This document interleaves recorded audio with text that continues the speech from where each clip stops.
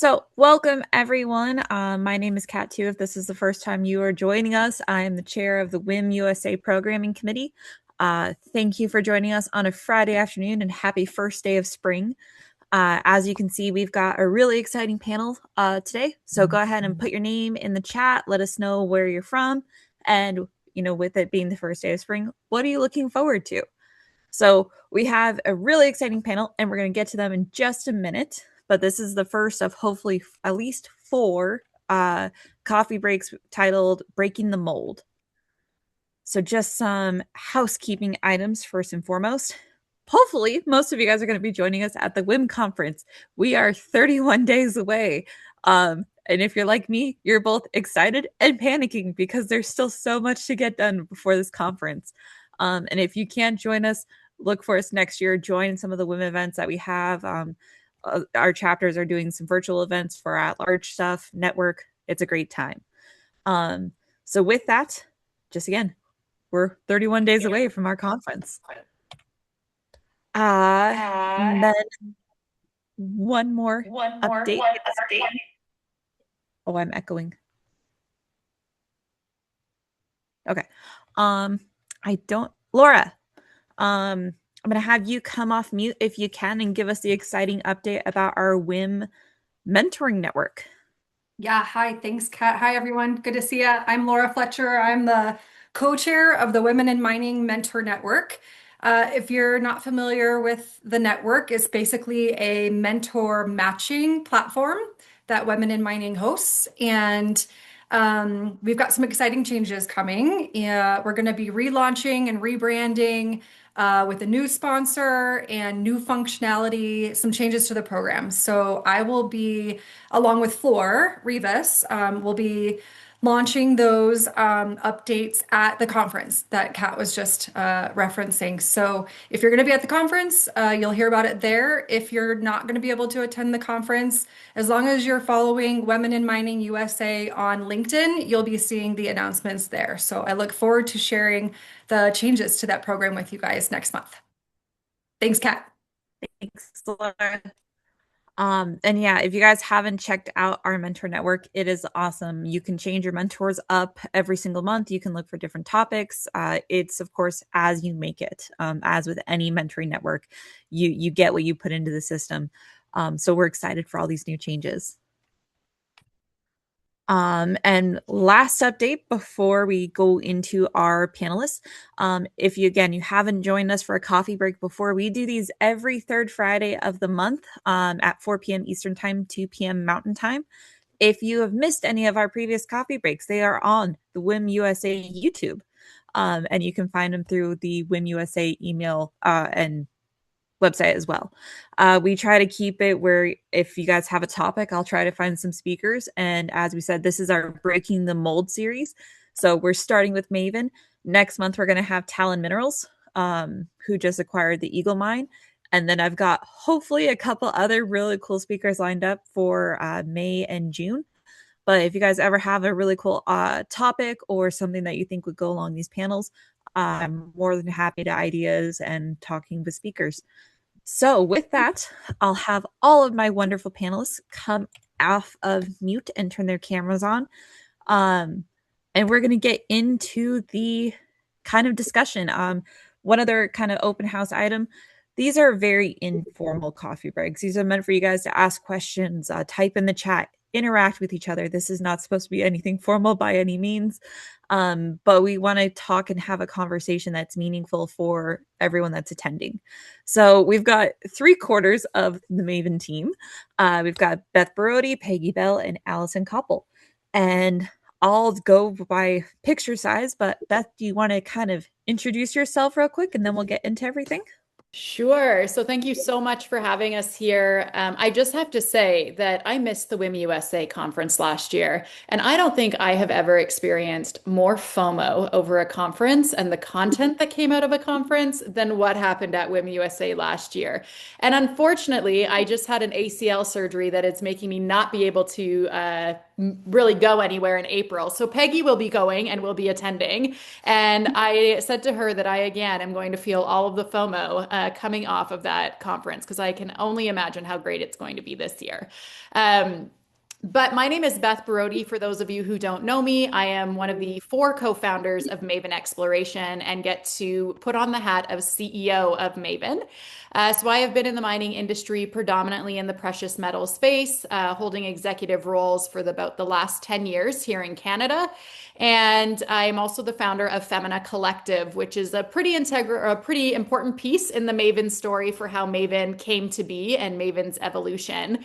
But I'm joined by both Allison and Peggy, who I will let introduce, and I'm excited for this conversation. And certainly, as what was just shared, please feel free to ask us any questions or interact with us in any sort of way as we share bits and pieces of the Maven story with you today. But Peggy, I'll hand it to you for an introduction. Thanks, Beth. Yeah, my name is Peggy Bell. Similar to Beth, I do a lot of things. I'm about 15 years into mining. I come from marketing, communications, and branding, and I'm the chief of staff, brand, and operations at Maven. I also do work with Beth at Femina, where I am chief of brand and member engagement, I believe. I can't believe I just totally blanked on that. I often lose track of where I am depending on the hat. I had Maven or Femina on about 10 minutes ago, and now I got Maven on. So I'm also the founder of Mine Like a Woman and Peggy Bell Design. Have a special place for WIM USA and WIM Denver in particular because I have so many friends in the Denver area, which is why I got so excited when I saw Laura, who is in many a group chat with me. So super happy to be here and Jill of all trades. There it is. Super. And yeah, so thank you so much for having us. I will pass it over to Allison, who's in a far better climate than both Beth and I are right now. So I'm a little jealous of her son. But Not really. It is a very rainy day here in Belo Horizonte. But hi, Alison Koppel. And so good to see so many people's faces and names who I recognize. A lot of you know me from different hats that I've worn in my career, about 20 years of mining experience. The last mining company was Newmont, where I participated actively in WIM. Denver and WIM USA. Since 2024, I have gone out on my own. I formed Patch Associates, which is a consulting firm dedicated to helping companies transform their community relationships. And the consulting firm has grown quite a bit since starting it a year and a half ago.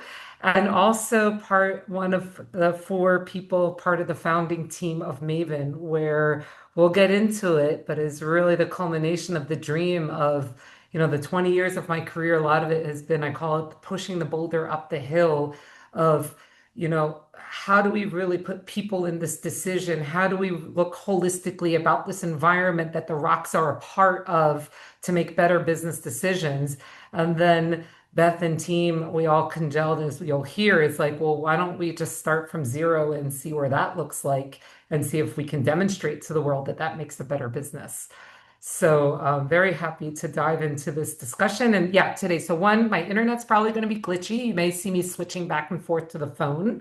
I'm at this hotel. I'm on a client trip, which is super cool in the middle of Brazil, but super bad internet at this hotel. So apologies in advance. But I'm glad that my schedule worked out and that I get to be part of this conversation today. Yeah, that's great. And then Kelly Ward makes up the last team member of Maven.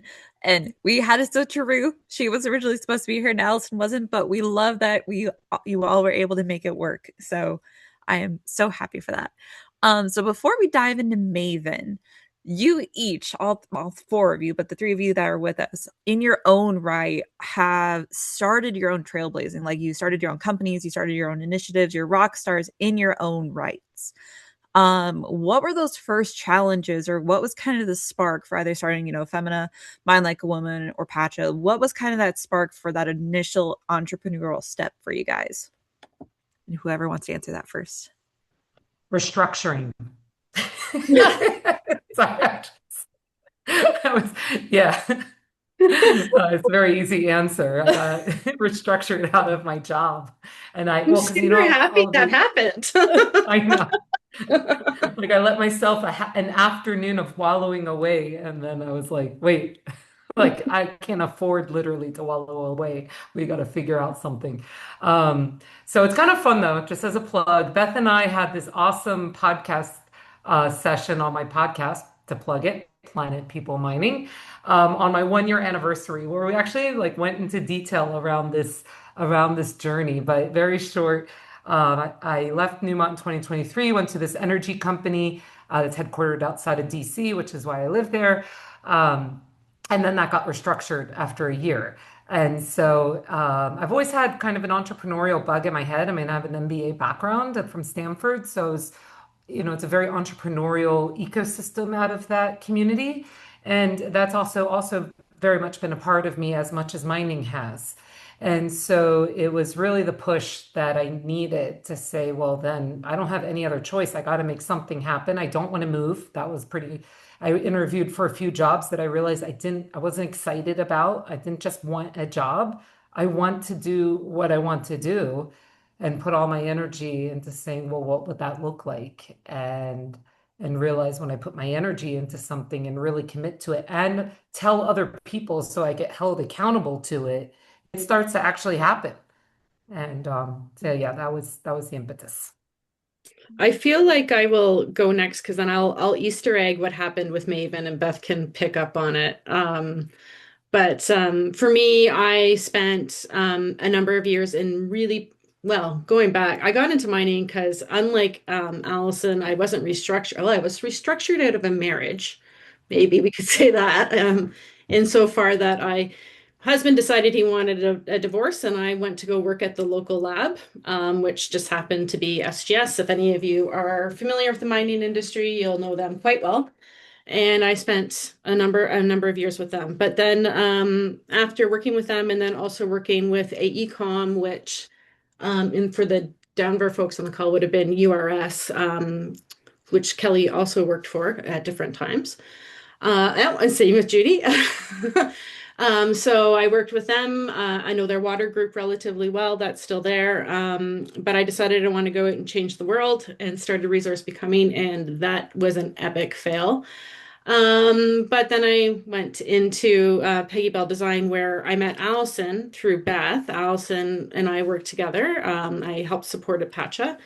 And I was also working with Beth at the time, and we went on a trip to Mexico together. And we cornered Beth in the pool and said, Beth, who was just pregnant, and we said, Beth, what's going to happen with Femina? And she said, one day the goal is to own a mine. And from there, I will pass it over to her. What a tee up. That was so good. We didn't even practice that. We even didn't even rehearse that. I think so. Let me take a step back to Femina, and very similar to Allison. I think my entire life I've always been very entrepreneurial. I've also had a lot of challenge with authority, all through growing up with teachers and with bosses and with things like that, where I am endlessly curious. And so just accepting blanketed statements or blanketed decisions without explanation as to why things are working or why decisions are being made the way they are has always been very challenging for me. And so I actually came into the mining industry when I was on another entrepreneurial path of my own, just trying to figure out what I wanted to do with life. And I just was consulting independently and purposely consulting across as many sectors as I possibly could to see what I wanted to do. I was a new mom. I was a single mom at the time. I had just wrapped up the first business that I'd ever started in Ghana, West Africa, and was now trying to figure out what I wanted to do. And came into mining very someone pulled me into the industry, and I fell in love with it right away, and fell in love with the complexity of it, fell in love with the nature of mining, fell in love with the social aspects of mining, and seeing the opportunity and catalyst that mining could provide. And I was working with a gold producer at the time. I was consulting with them and then was hired on really quickly and kind of moved through the ranks really quickly after that, working with a really incredible CEO for about 5 of my 6 years with the company. And when I was leading the sustainability department of the company, it was at the beginning of COVID. And I remember I got off the phone call with one of our GMs, who was a guy out on the West Coast. And he had a real issue with me for something that I had asked him to do. And he pretty much spent 20 minutes on the phone yelling in my ear about how no one respected me, no one wanted me in the role, no one like understood why I had the role that I had. And I just ended up having to just say, well, he was yelling at me, like, I'm going to hang up. This is no longer a productive conversation. And click, hung up the phone. And at that time, I was looking out my window in my office and just thinking, where are other women who are in senior roles, who are ambitious, who are creative, who want to see things done differently? Like they've got to be out there, and I just need to find them. And so I sent a Zoom link out to 6 women who I knew, some from the company I worked with, some from another company. And we just had a call. It was the beginning of the pandemic. So we just connected on how we were doing. We didn't talk about work. We didn't talk about our jobs, our roles. We were just talking about how are we doing as individual women. And it was such a great call that we said, we got to do this like next quarter. We got to just keep checking in with each other. And slowly but surely, this thing started forming and this snowball started rolling. And by the fourth call we had, there were 46 women from 16 companies across Canada joining this call. And people asking, what are you doing with this? And that was the forming of Femina. It was just based out of curiosity and based out of that need and based out of we need connection and we need community. And so Femina started and Femina launched. And if you've followed Femina over the years, you've kind of seen as how we've ebbed and flowed. But ever since the beginning, my goal has always been there will be a female owned mine and we will run the show one day. And it was always a little bit of this pipe dream or almost a little bit jokey in the way that we would say it. But as Peggy said, I always shared it. I always just spoke it out and just said, that's what's going to happen. We're going to own a mine one day. That's the direction that this needs to go. And so as we formed with Femina, as we started looking at women in investing, as we looked at our membership and the women that were coming into our groups, it just was a very natural flow for when the opportunity for Maven did somewhat arrive at our doorstep. That's awesome. Now let's say, so we're still in our career journeys, right? Before we get into Maven, it sounds like, because everything sounds great, it sounds like everything has been, all positives and everything's worked out. But I know that's not the case. So what was what was your first big bottleneck or roadblock in your entrepreneurship, either together as Maven or in your individual companies? And how did you get over that? Because obviously you did. You guys are still very successful. You're still doing rock star things. But how do you, because most entrepreneurships or small businesses, they fail with that first bottleneck. So how did you guys overcome that? I would say, one, social media is one aspect of what everyone sees. No one's putting the sleepless nights and the looking at the bank account and the am I going to make it this month? No one's putting that on social media because that wouldn't get a lot of really great engagement. So although there is a lot of positivity, especially, I'll speak from Femina's perspective in particular, although there is a lot of growth that has happened and a lot of momentum and a lot of positivity and a lot that I'm really proud of with Femina, there has equally been the same level of hard and the same level of disbelief. And I would say from day one, it has been met with resistance. I launched a high-end membership in mining and was told it would never work. What am I doing? It's absolutely insane. Why am I only focusing on women? How is this different than WIM groups? Aren't you just creating more competition for women? Why are you trying to do something that already exists? And so there was a lot of the naysaying that happened. And I would say a big piece in my career was in 2023 when I left my company. There was change in management. And unfortunately, I went through the whistleblower process and I was terminated for essentially unearthing bad behavior in the company. And that directly impacted Femina. That directly impacted where the growth of where Femina could go, because all of a sudden I had a lot of talk and rumors happening about me that I had to really stay above board with, and try to show what Femina still was and what it could be without letting that negativity and that stuff that was happening over here really impact it.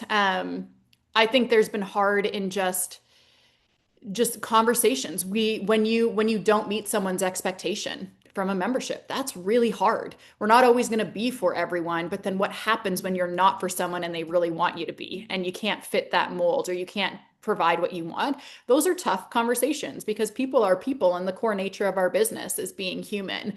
And so I think as much as we love to share our successes and our photos, and again, all of the things that we are incredibly proud of, it Peggy and I send lots of voice notes back and forth on Femina about the hard and about just, the grind. But I think when you decide to be your own boss or you decide to do something on your own, you have to have a delusional level of confidence in the vision that you're trying to create.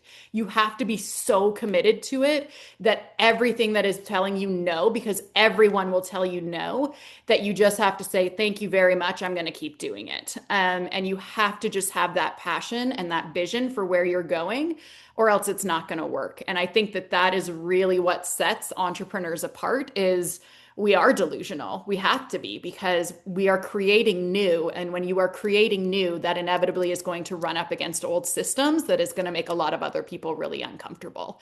And so I'd say with Femina, that has constantly been the case. And Maven is new. So we haven't had the same kind of level or extent of hard.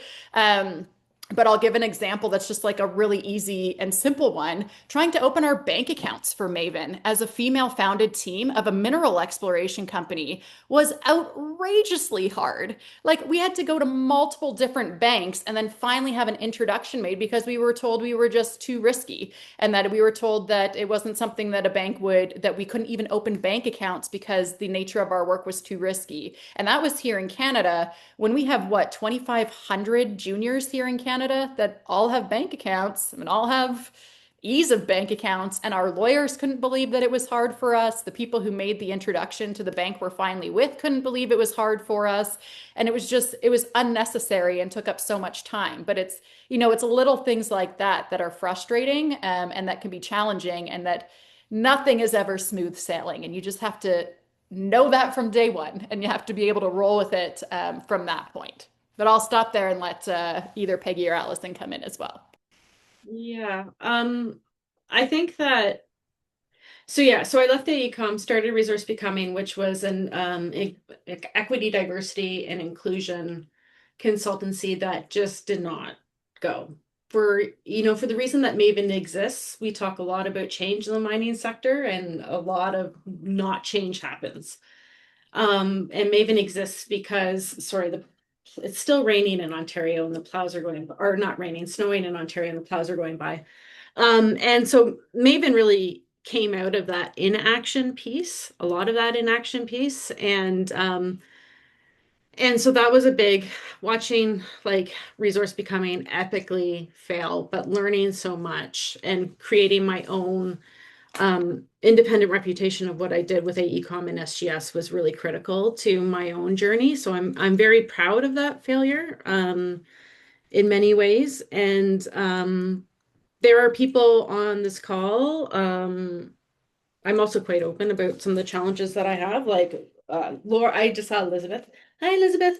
Laura and Elizabeth and I are part of like what I call the marketing support group on LinkedIn. And there's a lot of times when I'm in there going, what the heck is going on? And Laura has seen me bawl my tears out in a hotel room. And to Beth's point, there's no shortage of challenges that happen that you don't get to see because social media or because all the good stuff happens on social media. But one of the things that I appreciate about the founder team is that we've created a space that is very safe. And Beth and I have also been quite open about our own process as a team with Femina, and that there are times, or there was one time in particular where we were just not hitting the mark at all together, and we needed to go through like couples counseling with a very good friend of both of ours.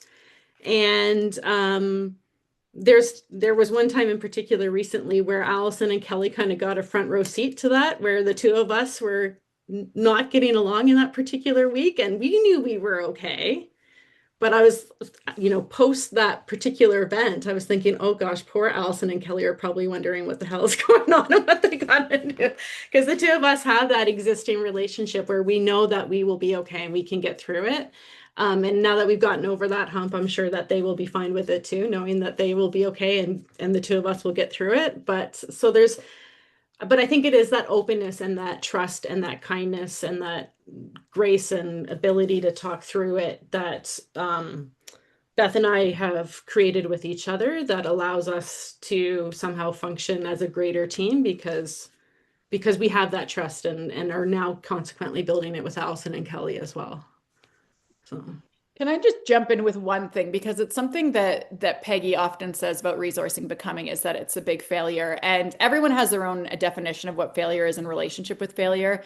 And every time she says it, I think it is so the opposite of that because if she hadn't have taken the risk to lean in and her on her own, she wouldn't have left the job that she hated and knew she had to leave, and she wouldn't have then taken over Femina when I went off on mat leave for Femina and then became so integral to Femina and in what has become today.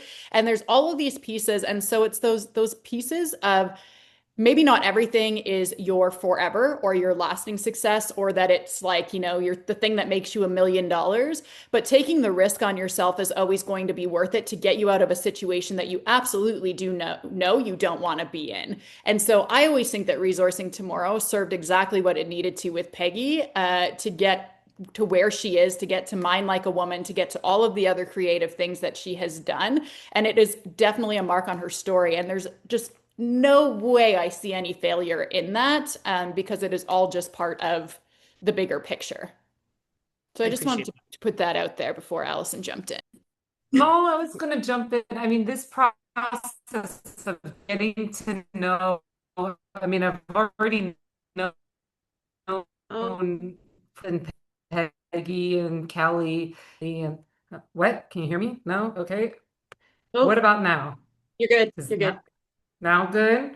Yeah. Told you the internet. If it gets bad, I'll switch to my phone.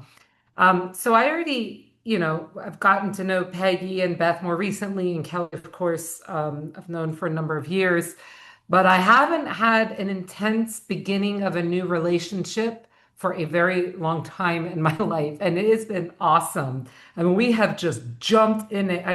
I think we all leave each other voice notes on now a daily basis, among other touch points, and Maven has just become this flow to our day in this incredible way. And yeah, in the beginning, when we were all jumping in at each other with all these amazing ideas, we had a quick step back, like, okay, how's this going to work?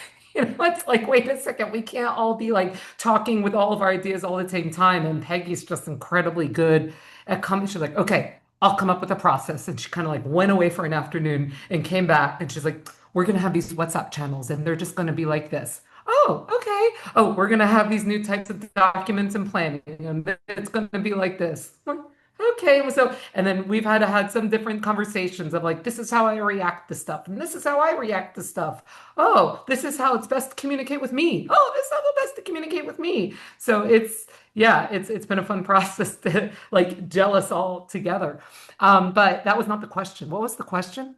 The question was around hard stuff in the beginning, wasn't it? Yeah, it was Um, a time of like when you hit your first failure and how did you overcome that to not let it discourage you?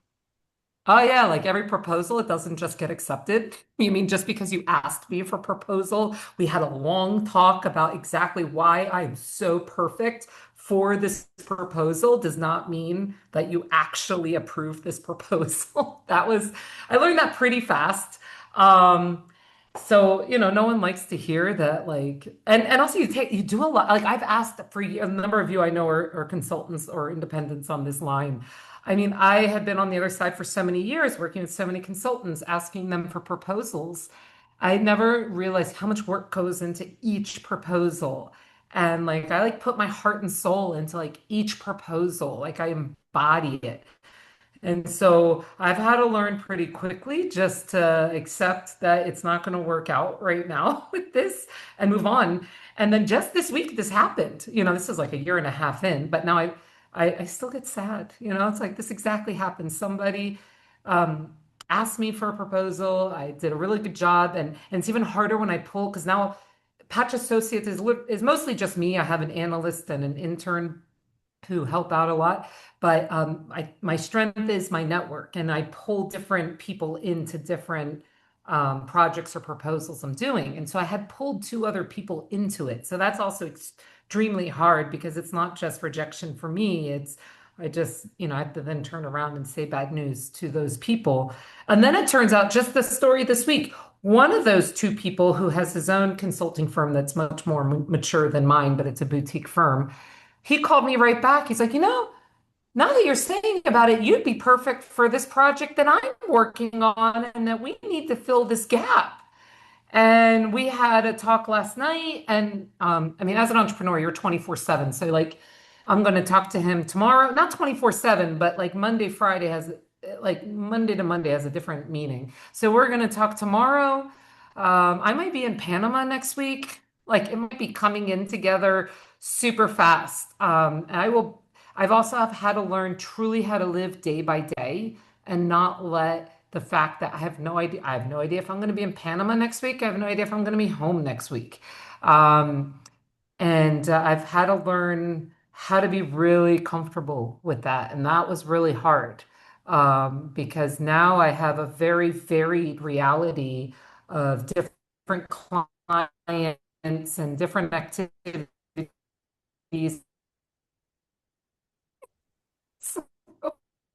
physically,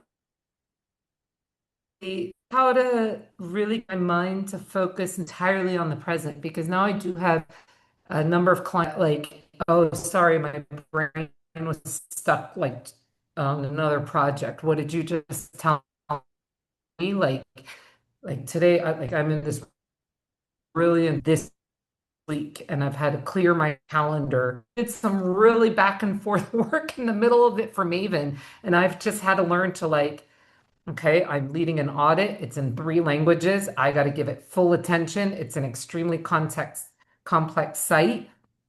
And then turn off. Okay, Maven needs me now. It's a timely decision. We need to get back to someone about something timely, and I need to give it my full attention. Flip back, back to client. Oh, flip back. I might be going to Panama next week, and I've had to learn physically and mentally, more mentally, how to do that. But now that I've fully embraced it, it is so cool. Like I've always loved doing different things. And I was always kind of told not precise moments in large minorities that I've been told, stay in your lane. That's not your job. Why are you asking about that? Why do you want to also be involved in this project? That's my project. Now I get to be in all the lanes, all the lanes that I want. And then I get to create new lanes. And I've just fully learned how to embrace that. And it's so fun. Yeah, that is awesome. Breaking down silos is so important, and it's so nice when you have a team that you can do that and you're comfortable with. And like you guys mentioned working with each other and being at each other's throat, and my coworker's on here, but I was having an argument with my other coworker who's a very good friend. I stopped, looked at her, and I asked, "Are you hangry?" And she's like, "Yes." So I threw cookies at her, and then we moved on.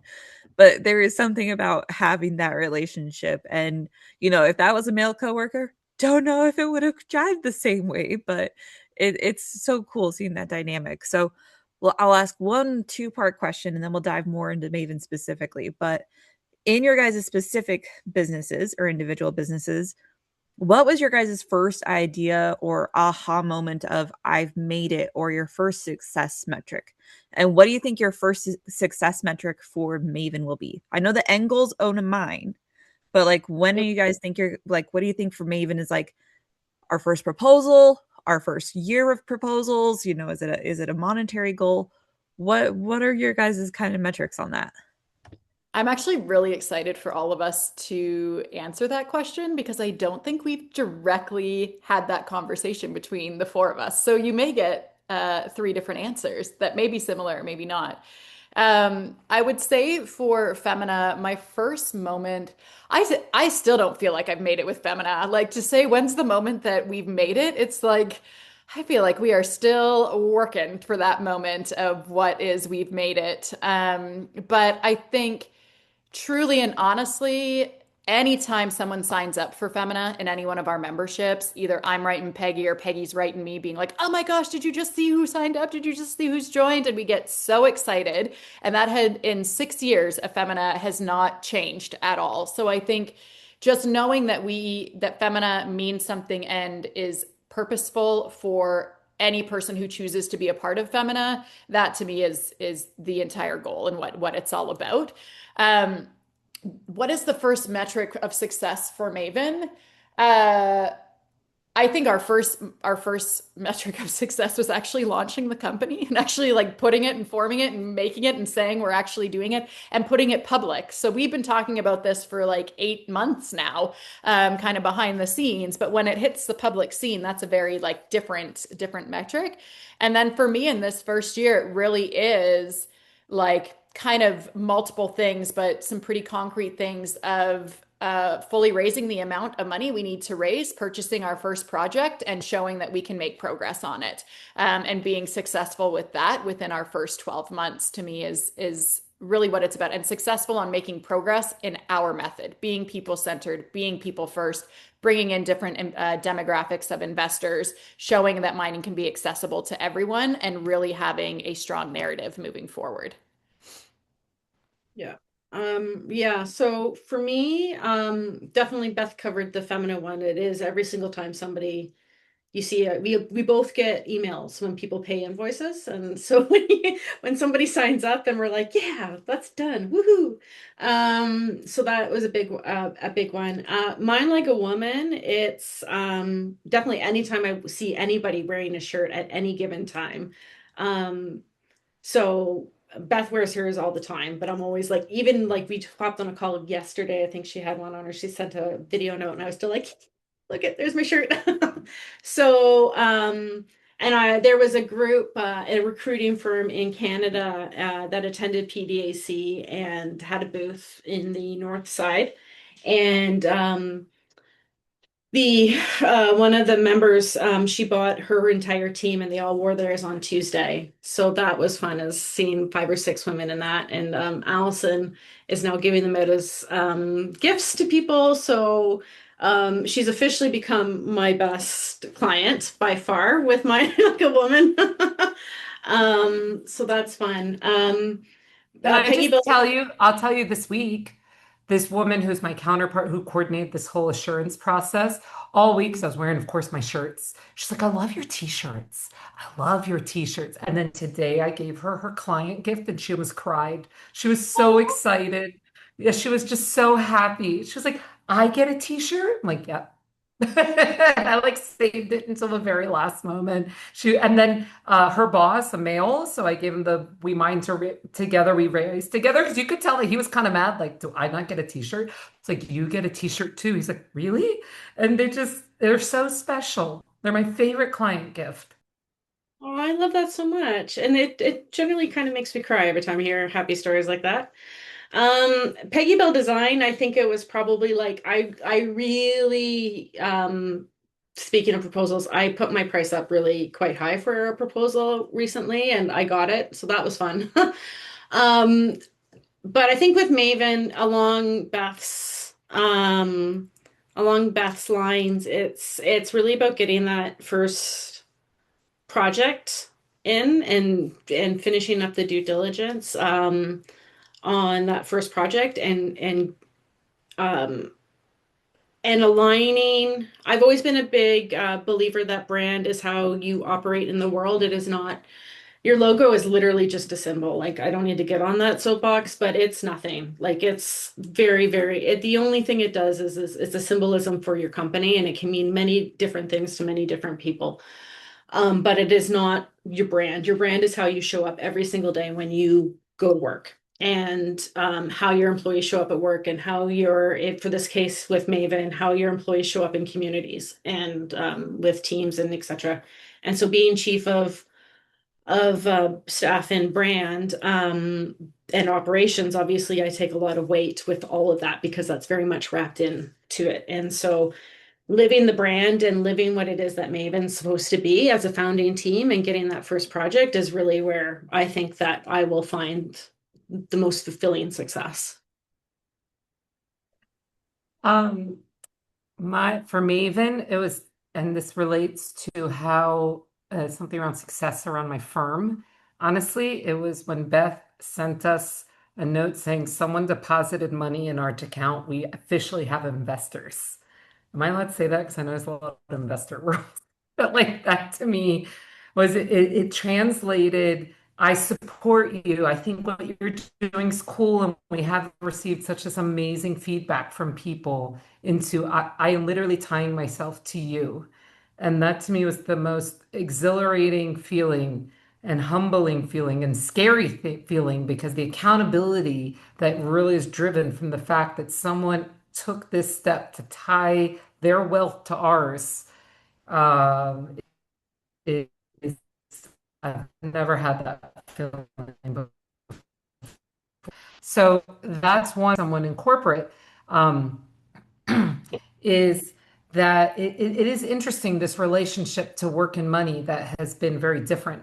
So, in corporate, it's great. That corporate paycheck, it comes every 2 weeks. It's like it's guaranteed until they restructure you, but it guaranteed. And it doesn't matter. I mean, I always showed up 100% at work, but it's independent of, how your week was. It's just going to show up. Um, but when you're an entrepreneur, there is something I really enjoy about we have this specific scope of work. You have hired me to do this scope of work. We do this scope of work, and then you pay me for such scope of work. And then that money hits the bank account. And it's like, and then even cooler, I guess the metric is repeat. Most of my work now is repeat clients or contract extensions. And that to me is, I always say the reward for good work is more work. The fact that it's so aligned to the effort that I put in of what I'm compensated for. Like, I just love doing the work that I'm doing, and to have a client recognize that by the biggest recognition is I want you to do more for me. That's been I really enjoyed that metric. I'm just going to build on that because Allison, that was a really great Maven success. And Peggy mentioned I sent a video to our team yesterday. So the four of us are all remote. We're all in separate areas, so none of us live remotely close to each other. Peggy and I are the closest, and we're still over 2 hours away from each other. What I sent yesterday was opening. We had a check from an investor was sent, and it was a six-figure check. It was a big check that someone is putting into Maven, and I'm behind on my chats. I haven't seen that one yet. it's sent to my house because Maven, that is Maven's legal address at the moment here in Canada.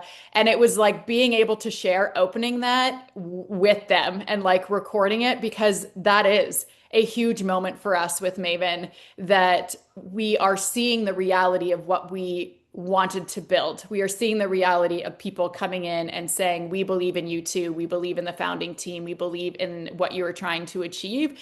And it's not pennies that we're getting. And that is significant to see the belief that people have in us. And exactly as Allison said, it's also terrifying because now there is so much responsibility to do the work and to do it to the best of our ability, because we do have such a strong group of investors behind us at the moment. But that is like incredibly powerful. And I think for all of us, something that none of us have experienced in our careers. I've never taken investment for something I have built. I've never had someone else's money put into something that I've built. And so the fact that that is happening now with Maven is just incredible. It's just incredible. That is awesome. And I removed the Etsy link because that's where I got my shirt. But yes. So if you didn't see it, Peggy put the link for the shirt in the email. And I know we had a day at the ball field that the Women's Mining Coalition, we all wore them. And I know, yeah, Peter Christensen is like the male superstar of always wearing his shirt and supporting them. And they're comfy. So definitely get your shirt if you want one. Okay, so before we go into Q&A, because if you guys can believe it, you guys have been talking for 44 minutes already, which is wonderful. So what do you guys see is the next, like, how do I want to phrase this? What do you think is the true, like in your own words, the hallmark, or what makes Maven so different besides, it is people driven, and Beth, you kind of touched on it, the people focused, besides the fact being a women C-suite, like what else in your guys' minds makes Maven so unique?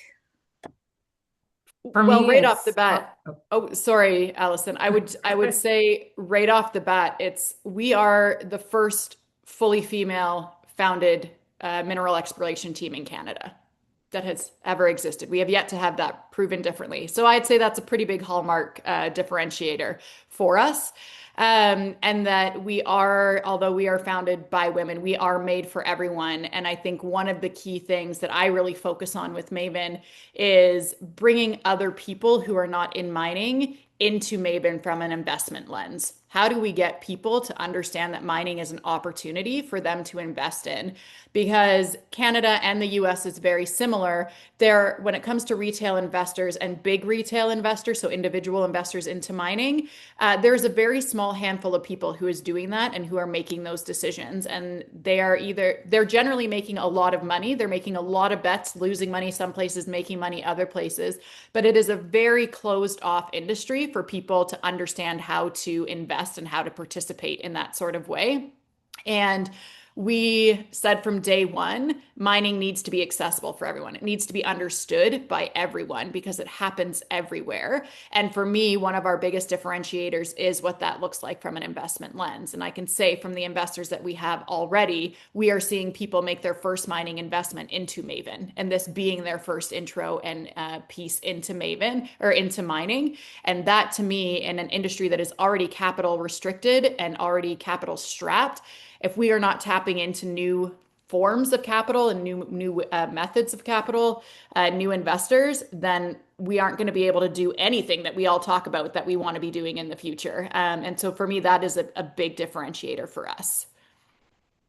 It's actually perfect that you started from the investor lens because I was going to go direct to the field. Um, so, I mean, we're already putting our model into place. So we developed a methodology around what does people first and a holistic environment look like in practice. So in our initial due diligence, so we're working with, a lot of you might know Cherie Leiden of NV Resources, an Australian woman out of Reno. And her firm, their job is to go stake the claim, is to go take that first mineral exploration project, tell you what rocks are there, and sell it off, basically. I'm sure there's a lot more technical work behind there. Um, and we had to give her instructions on where to look, where not to look. And she gave us this amazing map that Peggy figured out how to manipulate in like record time. And we were able to put in restrictions around, for example, protected areas or in areas of indigenous use or areas of different levels of environmental and social factors. And this was what we were doing this week. We were very quickly coming together and saying, what does this look like in practice at this stage? Because we had developed a methodology around here's your project, here's your due diligence, and then further on. But when you have your values really aligned and you have your vision really aligned, it was amazing how quickly we technically worked together to figure out what are the criteria to put people first and the environment first as this holistic discussion of where we're going to look for minerals, so that even before the identification of the initial project, we are putting these criteria into place. And I've already had the feedback, for example, with a CEO of a junior company and wanted to know if about potentially being an investor. He's not an investor, but he was like, I don't get it. Why are you looking in Manitoba and Saskatchewan? And I gave him an answer that was more of a lens of the jurisdiction, the familiarity, the landscape, the stability. And he said, but yes, but what geological formations are you looking at? And I said, we are currently looking at that. We looked at it from a different lens first. And that to him, he could not get his head around that I wasn't looking at the rocks and the formations first. And I told him, I said, I also want to make money. I'm not doing this because I don't. I also want to find gold, copper, and silver and develop it into a viable business. Um, and it is a different and someone else who was at the table who ended up being an investor, he got it. He's like, oh, you don't want to have a stopped project once you start drilling. And I said, exactly. I want to do the work is going to look different. It's going to look different up front. It's going to be front end loaded in a different way before we really get into the depths because it is a holistic conversation. And so when we evaluate these opportunities, the criteria are going to be side by side, actually. And they're going to be all into the evaluation calculation so that when we say we understand, because it only makes money if it's out of the ground. If the communities are stopping you, the permits aren't there, and all of a sudden, oh, I didn't realize there was a protected area like right next door, not in my permitted area, but like 2 minutes away. When those things happen, you don't have a business. And traditionally, that is what happens because you're only looking at that ridge first. So if we look at the land and the people, proactive, it's a lot cheaper to do that before we really get into the expensive layers of fully understanding the holistic environment, including the rocks. We believe we have a better business. And that is what we have been in all of our minds in some way, shape, or form for years going, this has to work better. Why are these projects stopped? Why are there delays? Why can't investors have confidence in this sector that when we say we're going to deliver by this date, we deliver? And we said, well, then let's do it radically differently. Let's see what happens there. And so this is our chance to do that. I think that's what makes us different is ultimately that, right? Is that we are a company that takes action based on things that aren't working well, right? So when we came together as the four of us when we were first starting, and we did a branding exercise where we were all in the same Canva white space, and it was turned out to be this big disaster. One day I should maybe take a screenshot of it. And Not a disaster. That was like the most fun brainstorm. Anyway. And the team got to see me really nerd out on like what I think branding is. And so what ultimately what makes us different is everything from like the way that we set up to the way that before we even started talking about what projects look like, it was who are we and what are we going to do and how is this going to be different? And how are we actioning things that we've talked about for like since I've been in the industry for 15 years. And then down to the fact that when like we got to colors, I Googled what is the most used colors in mining and then went completely the opposite direction because I didn't want to look like anybody else from a colors perspective. And then it was okay, so Beth loves teal, Kelly loves Taylor Swift, so obviously mint and orange is going to be in there, and purple is Allison's color. So like it was like that's how many of the colors came about is that I naturally associate colors to each one of the founders, and they all got their own special color, and they didn't realize it at the time, but later it's come out that yeah, no, you all have your own color, you all have your own Taylor Swift song, you all have your own thing, and I am shameless about the fact that that's who we are, is that we're going to make communications differently. We're going to have you're going to have pictures of us as kids on the internet because we've always talked that mineral exploration needs to be communicated properly or differently, and so it's going to happen differently because we are not who typically create mineral exploration companies. So why not lean into that? That is awesome. So I've got two quick, I know the last one was the final one, but two quick questions so we can clarify this for everyone. What commodities are you guys chasing and what does Maven stand for? Ooh. I'll retain gold, silver, and well, so precious and base metals, gold, silver, copper. What does Maven's, that's too bad Kelly's not here because that's really was her brainchild. Beth, do you want to take on the Maven? Yeah. So Kelly had the name Maven from day one. And she brought this forward and she said, "This is what we're doing. We're Mavens. We're Mavens." And we were kind of trying to think about a name for this company. We had a plug-in name of F Mining, which was the name that we called it for months and months. And Kelly just kept saying, it's Maven. We are Mavens. We are doing something so unique and so innovative and so powerful. And that is what we do. Yes, exactly what Allison just put in. And she said, this is what sticks. And I think in the whiteboard that Peggy was talking about, we were thinking about a whole bunch of different names and thinking about like what feelings do we want attached to it, like all of these sorts of things.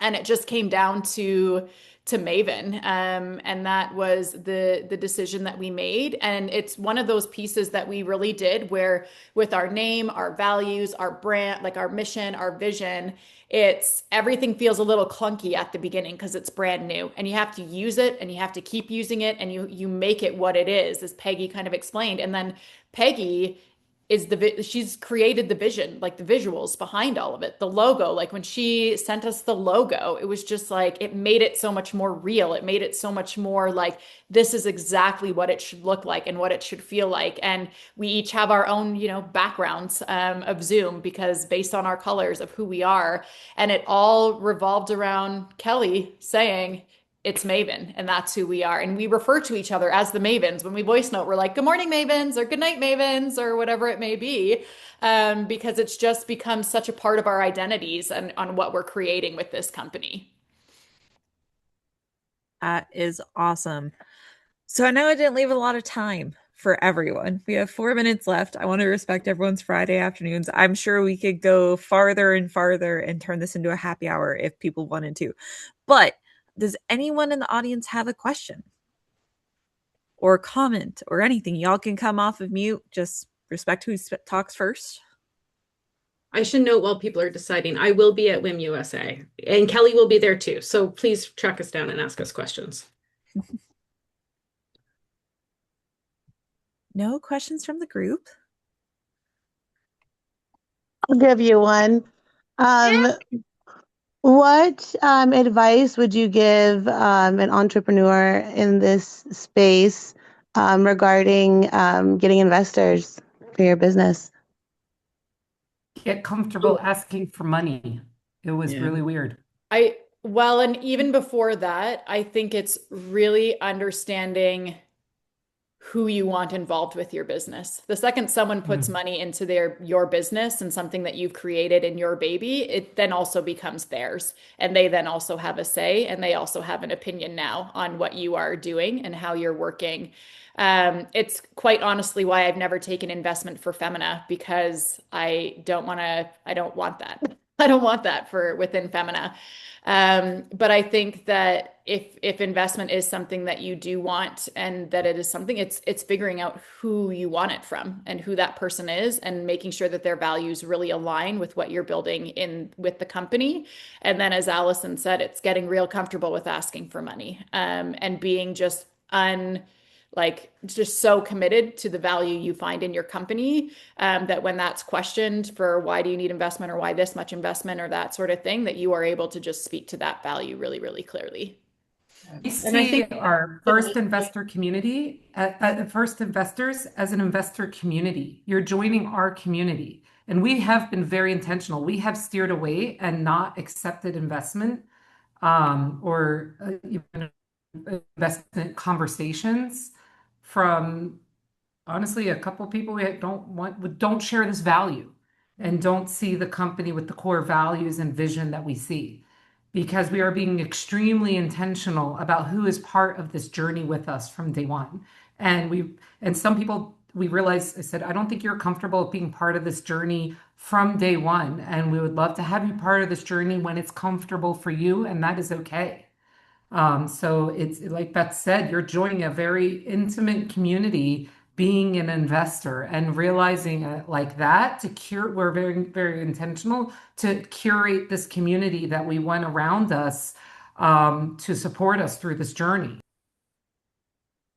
I just see some of the comments. One, Courtney, you just said, I imagine you have to be unrelenting in money talks. One of those things, just going back to the very beginning of this conversation, and just like my career and trajectory, I was actually a fundraiser for nonprofits for almost 10 years. And I can tell you the skill of learning that fundraising for nonprofits that is coming in so handy right now for Maven on our investment journey has been unbelievable, because I just have no problem asking people for money and haven't really ever. before. And so it's like those things, that skills that you build that may seem completely irrelevant or a past thing, they're going to come back and land and be very helpful one day. And that has definitely been happening right now with Maven. I would just say very quickly is look at it's just like marketing and business development and sales. Really good marketing, you're going to have profiles that you attract. So write your profile out about who it is that you want. Like give them a name, give them a backstory, give them an identity, and speak to that. And that's how you're going to And do it. that's so important because you'll also attract people that see the value in you, but don't want to provide value. And you need to be really clear on who you want to accept into your company and who you do not. That is awesome. We are at an hour. So before we end the meeting, I don't know if you guys want to each just take like 30 seconds and give either a plug for Maven or a plug for anything that we talked about. Just final thoughts from you three. I think we have plugged Megan plenty. And I just want to say thank you for bringing us on. It's really exciting for us to be able to talk about this new baby and this new company. So it was just great to be able to do this together. Ditto. And listen to Planet. I'm putting it there. Find Planet People Mining, my podcast. It's not a set season this year. I'm just kind of releasing episodes as I go. But I've done 2 so far for season 3. And enjoy listening. I'm just, if we're not connected on LinkedIn, please feel free to reach out and connect. And yeah, thanks so much for having us on. We really appreciate it. I look forward to meeting some of you in Tucson. So please also introduce yourself and also please reference where it is. Because not that like I just have a really bad memory. So if you say like, you know, it was on the coffee hour, I'd be like, excellent. Thank you so much for introducing yourself. Perfect. Well, yes, thank you all. Let's give them all a round of applause. Thank you guys for joining us for our March coffee break. We enjoy having speakers and enjoy the audience interaction. These coffee breaks don't happen unless we have wonderful speakers and great audience interaction. So thank you all so much. Once again, don't forget to join us for our April one. It is right before the conference on April 17th. And we're going to have Talon Minerals talking to us about, their success. They're 5 for 5 on exploration targets. They just purchased the Eagle operation from Lundin Mining in the UP. So we're going to talk about that a little bit. And then, like I said, I've got a couple surprises, hopefully in the next couple months after that, but we'll keep you guys posted. Thank you all. Have a great Friday. And if we see you at the conference, we'll see you there. Thanks, guys. Bye. Congratulations.